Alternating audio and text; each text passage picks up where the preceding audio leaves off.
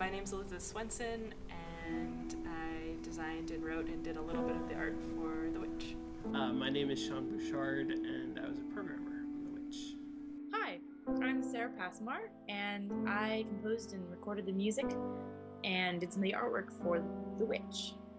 The Witch is sort of about these dense decision points. There are all of these sort of potential threads of conversation and activity that are going on at once. I'm a systems guy. I really enjoy systems, and so it was fun to develop that kind of a thing. I love fairy tales.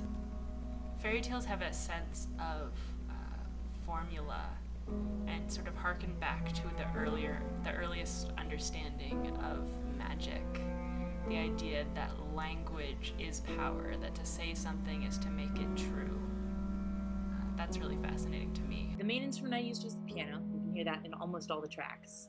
The next couple ones that were most commonly used were the clarinet and guitar and I guess probably the accordion.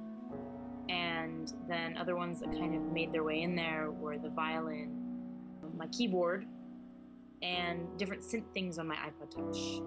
My favorite word right now, it's been my favorite word for a while. I love the word murmur because it's a forced onomatopoeia that because of the nature of the word, you have to say it quieter on the second syllable. Murmur, it forces you to be quiet. You can't yell murmur very well.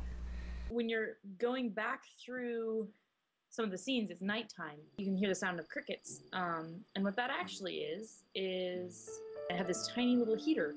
And every time you turn it on before it really had warmed up, it would make this little sound that sounded exactly like crickets.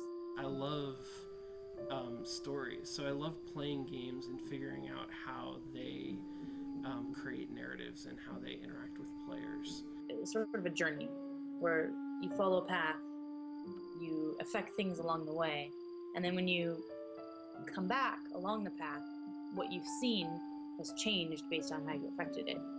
I came to interactive media by way of classical studies, and I think that's connected to my love of fairy tales, sort of that hero's journey, sort of monomyth style of storytelling. It's very familiar to a lot of people.